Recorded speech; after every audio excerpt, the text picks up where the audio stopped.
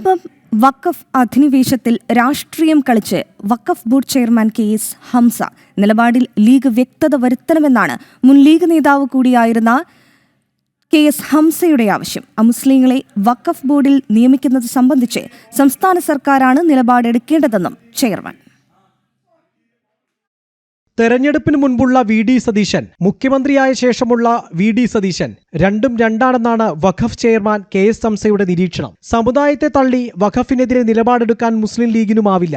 ഒരേ സമയം മുനമ്പത്തെ വഖഫ് അധിനിവേശത്തെ ന്യായീകരിക്കാനും VD സതീശനെയും മുസ്ലിം ലീഗിനെയും വിമർശിക്കാനുമാണ് ഹംസയുടെ ഈ നിരീക്ഷണം. ഫറൂഖ് കോളേജിനോട് അടുത്തു നിൽക്കുന്ന മുസ്ലിം ലീഗ് വഖഫിനെതിരെ നിലപാടെടുത്താൽ സമുദായത്തെ എങ്ങനെ അഭിമുഖീകരിക്കുമെന്നാണ് ചോദ്യം. വിഷയത്തിൽ സാമുദായിക പ്രശ്നങ്ങൾ ഒഴിവാക്കാൻ മുസ്ലിം ലീഗ് നിലപാടിൽ വ്യക്തത വരുത്തണമെന്ന് മുസ്ലിം ലീഗ് വിട്ട് ഇടതുപക്ഷത്തെത്തിയ KS ഹംസയുടെ ഒളിയമ്പ്.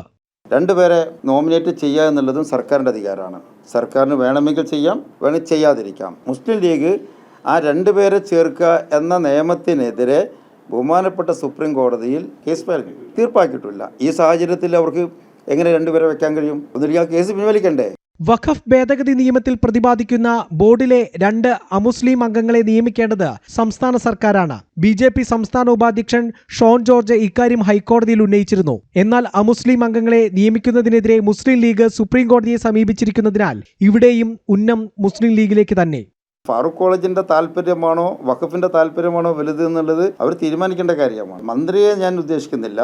ആ പാർട്ടി ഒരു നിലപാടെടുക്കണം. സമൂഹത്തെ ബാധിക്കുന്ന ഒരു വിഷയത്തിൽ സാമുദായിക പ്രശ്നങ്ങൾ ഇല്ലാതിരിക്കാൻ വേണ്ടി ആ പാർട്ടി വിഷയത്തിൽ വ്യക്തമായ നിലപാട് ജനങ്ങളോട് പറയണം. മുനമ്പമടക്കം 400ഓളം വസ്തുവകകൾ ഒന്നിച്ച് ബോർഡ് നേരിട്ട് തന്നെ ഉമീദ് പോർട്ടലിൽ രജിസ്റ്റർ ചെയ്തു കഴിഞ്ഞു. ഇടതു വലത് സർക്കാരുകൾ മുനമ്പത്തെ രാഷ്ട്രീയ കരുവാക്കി സ്വന്തം ലാഭത്തിനായി ഉപയോഗിക്കുന്നതിന്റെ ഏറ്റവും പുതിയ ഉദാഹരണമാണ് ചെയർമാന്റെ പുതിയ വാർത്താ സമ്മേളനം വ്യക്തമാക്കുന്നത്. മുനമ്പം പ്രശ്നം പരിഹരിക്കാൻ VD സതീശൻ സർക്കാരിനും താൽപ്പര്യമില്ല എന്ന് വീണ്ടും തെളിയിക്കപ്പെടുന്നു. ജനം, കൊച്ചി.